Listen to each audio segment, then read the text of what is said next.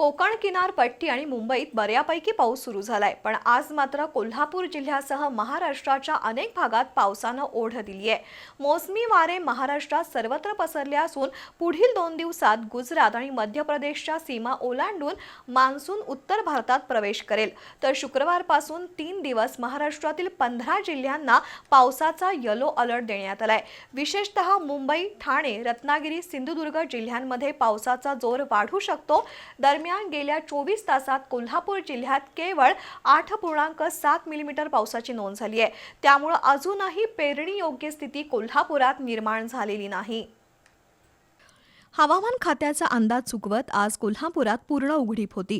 दिवसभरात थोडा वेळ ढगाळ हवामान आणि बराच काळ लख्ख ऊन अशीच परिस्थिती होती।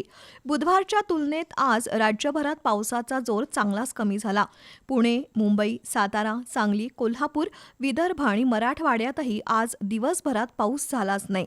काही ठिकाणी एखादी तुरळक सर पडून गेली, पण पावसाळ्यासारखा पाऊस आज कुठेही झाला नाही।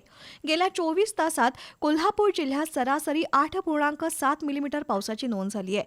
त्यातही सर्वाधिक म्हणजे 22.1 मिलीमीटर पाऊस राधानगरी तालुक्यात झाला, तर हातकणंगले तालुक्यात केवळ 2.5 मिलीमीटर पावसाची नोंद झाली। गेल्या वर्षीच्या तुलनेत यावर्षी आजच्या तारखेपर्यंत पावसाची आकडेवारी खूपच कमी आहे। त्यामुळे अजूनही शेतकऱ्याची चिंता दूर झालेली नाही। एकीकडे शुक्रवारपासून राज्यात पावसाचा जोर वाढेल असा हवामान खात्याचा अंदाज आहे, पण अल निनोचा प्रभाव असल्यानं यावर्षी पावसाचा लहरीपणा अधिकच वाढलाय। परिणामी अजूनही यंदाच्या पावसाळ्याबद्दल लोकांच्या मनात धाकधूक कायम आहे।